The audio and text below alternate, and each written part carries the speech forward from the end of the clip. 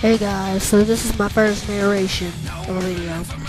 So, today we will have a video about the new Forge options on Halo Reach coming 9/14/10, September 14, 2010. So, here's the series, Halo Waypoint, and, well, enjoy Halo Reach if you get it. So here's the new Forge options.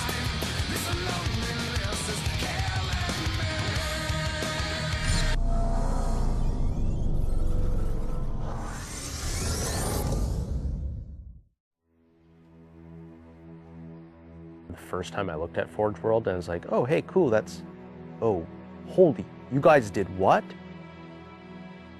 There's just way too much. You can't keep it all in your head at once. It was so beyond our production capability. We were just like, that's crazy. We can't do that.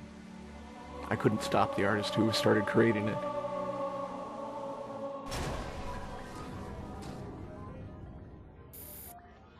Forge is our editing tool that players can build their own maps. I mean, at its core, it's a map editor.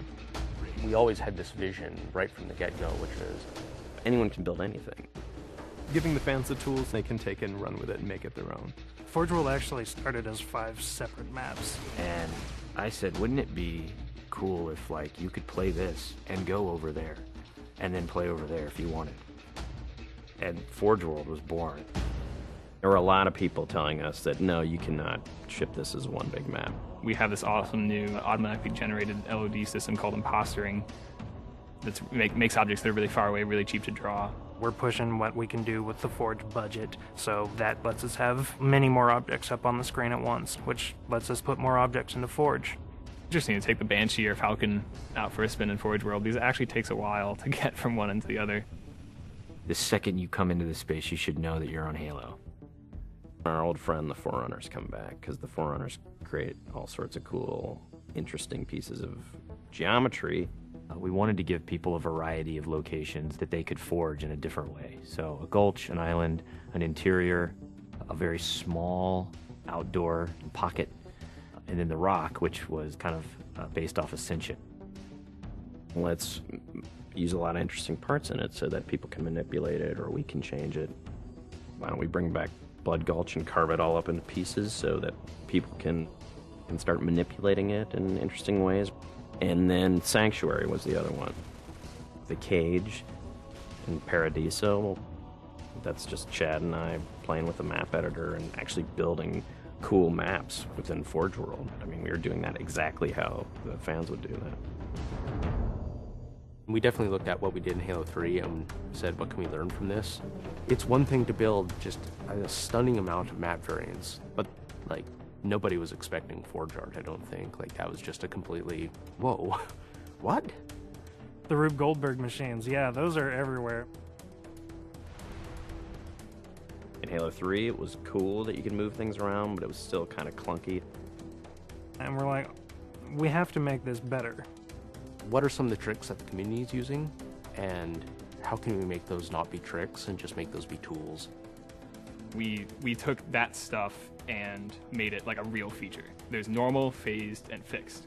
So normal is like Halo 3 style, you know, it bumps into stuff when you let it go and it falls to the ground and moves around and stuff. And fixed is the same thing, except when you let it go, it stays exactly where it was. And then phased is the coolest because it means that while you're editing the object, it's not actually interacting with the environment. You can put it through a wall, you can put it, you know, through other objects. Which changed everything for Forge, like immediately. It's much easier to build a Forge space. There's snaps and rotates and degrees and units that you can move things. You can be very precise. The camera controls, it's actually really good for object placement because like little touches on the stick don't translate into really sudden jumpy movements. And then we also have a fine editing mode. You click the stick in and then your camera starts moving very slowly. You're not spending like 3 hours trying to get one block to line up directly to 3 other blocks. You can select individual objects and say, get rid of all the objects of this type. So if you're trying to get rid of all the spawn points on a map because you want to go and replace all the spawn points, you can do that. You can do custom colors. You can take these forge pieces and say, hey, that's blue. So the blue base can truly look like the blue base. Reach's expanded sandbox includes new things like, jetpacks, and if people want to build some sort of 3D map and really make use of the jetpack, they can do that now. Custom game options and Forge go together like peanut butter and jelly. You're able to do things with game types that people might not even expect. My favorite example is King of the Hill, where the warthog is the hill. I'm super excited to see what people do with it when it goes out, because there's so much crazy stuff in there that's amazing. We are shipping maps on the disc that we made in Forge ourselves. So the tools are there. If you have the time and the talent, you can make it. The community is just going to outstrip us and spank us. With the new tagging system, you can save a Forge variant, you can post it to your file share, and then you can say, sweet new map. Things that are good are downloaded by a lot of people and passed around to a lot of people, and that makes the really sweet stuff bubble up to the top. I'm looking forward to what the next big community game type is going to be. We realized that Reach was our swan song to Halo, and what better way to do that than to let people do what we've been doing all along, which is creating new cool maps. It's nice to go out with a bang, and this is a pretty big one.